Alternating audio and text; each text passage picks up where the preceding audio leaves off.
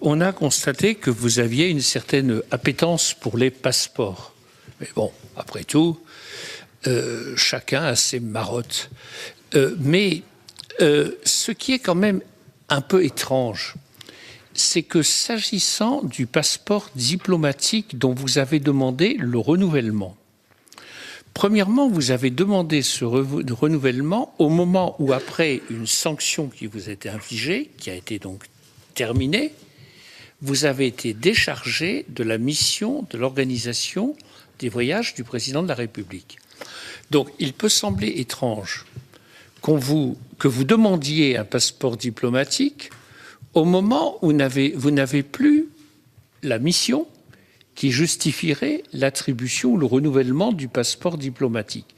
Première question, pourquoi avez-vous demandé ce passeport diplomatique alors que vous n'aviez plus la fonction qui aurait justifié que vous le demandiez?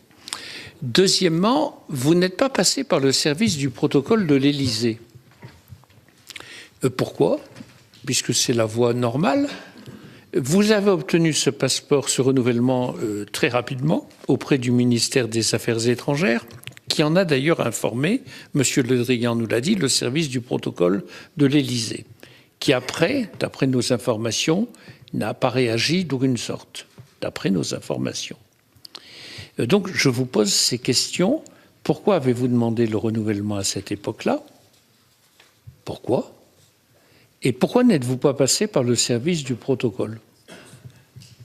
Alors, je suis désolé, monsieur le sénateur, mais les conditions d'attribution, de détention et d'obtention, ainsi que de restitution de ces passeports, concernent l'information judiciaire en cours, et j'aurai des questions donc de deux juges d'instruction qui sont saisis là-dessus, donc je ne répondrai pas à ces questions devant votre commission, j'en suis désolé.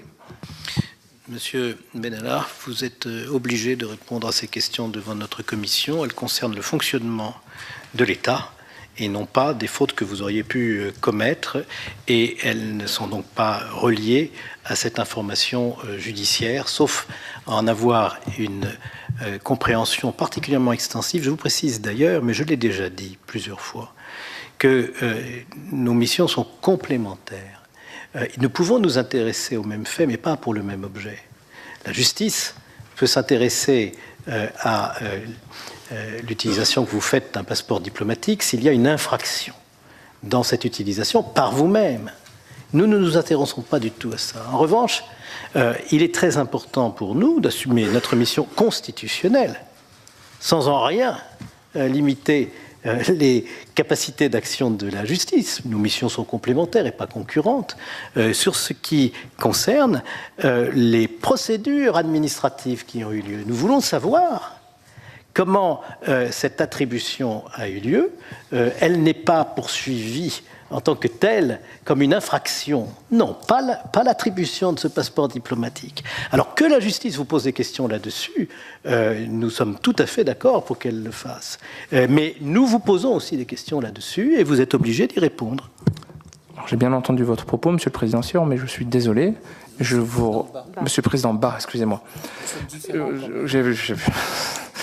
Mais je ne pourrais pas répondre à cette question parce que, contrairement à ce que vous affirmez, la justice s'intéresse aux conditions de délivrance et d'obtention de l'ensemble des passeports, et pas seulement les passeports diplomatiques, dans le cadre d'une information judiciaire qui est ouverte sur 5 motifs d'infraction, et pas seulement l'usage. J'ai été mis en examen, en effet, simplement sur l'usage abusif d'un document donnant une fonction, mais je suis placé comme témoin assisté sur 4 chefs d'inculpation. Ce n'est pas tant mon statut que l'ouverture d'une information sur ces 5 chefs d'inculpation qui m'empêche de répondre à cette question. Rappelez-nous ces 5 chefs d'information, s'il vous plaît. Je pense qu'ils ont été rendus publics par le parquet, monsieur le président Bas. Oui, mais monsieur Benalla, notre question ne porte pas sur l'usage d'un passeport. Notre question ne porte pas sur les passeports de service par rapport auxquels vous êtes témoin assisté. Il porte sur les conditions d'obtention du renouvellement d'un passeport alors que vous êtes dans une institution, l'Élysée, et nous, vous comprenez, c'est pas parce que la justice fait son travail que nous ne devons pas faire le nôtre. C'est très clair. Et c'est une question absolument essentielle pour aujourd'hui et pour demain. Ou bien on pense que les commissions d'enquête parlementaires ne doivent pas exercer leur mission constitutionnelle, qui est de contrôler le gouvernement et d'évaluer les politiques publiques. Ce qui se passe à l'Élysée, notamment en matière de sécurité, relève de la politique publique. À partir du moment où l'Élysée, non pas l'Élysée, vous, au sein de l'Élysée, demandez et obtenez un tel passeport diplomatique, nous sommes en droit de vous interroger sur la question de savoir pourquoi cela a été demandé alors que vous n'aviez plus de titre à disposer d'un passeport diplomatique et pourquoi vous avez contourné, ou a été contourné, je ne dis même pas vous, a été contourné le service du protocole de l'Élysée. Et voilà, la question est très simple. Monsieur Benalla. Alors, je vais réitérer mon propos une troisième fois. La justice étant saisie des faits concernant les passeports au sens large, et les passeports de service, et les passeports diplomatiques, s'intéressant également aux conditions d'obtention de ces passeports, et non pas simplement aux conditions d'utilisation, une information judiciaire étant ouverte et étant très respectueux des institutions, je répondrai aux questions des magistrats instructeurs.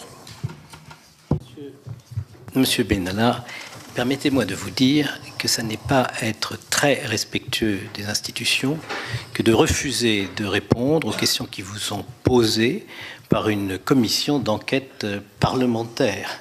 Vous avez une conception singulière de ce que c'est que le respect des institutions.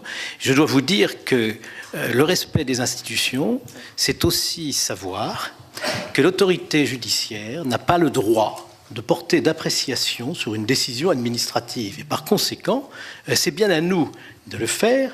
Chacun a son rôle complémentaire. La justice vérifiera si vous avez ou non commis des infractions.